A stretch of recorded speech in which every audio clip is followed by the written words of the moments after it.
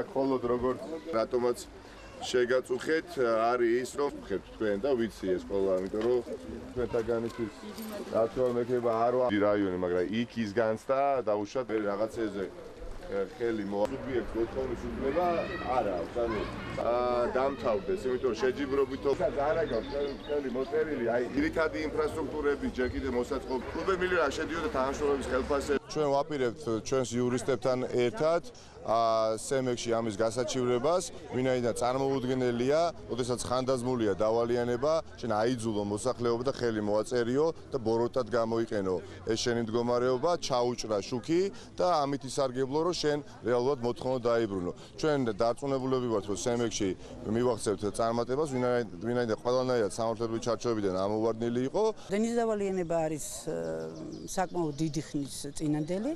ადამიანებს იძულებით მოაწერინეს ხელი გადანაწილებაზე. მოსახლეობას გადახდა ძალიან არ შეუძლია, იმიტომ რომ დღესდღეობით არ არის ისეთი სტაბილური შემოსავლები და ისეთი შემოსავლები, ასე ვთქვათ, ოჯახისა, რომ ეს ამ ხელავალები გადაიხადოს.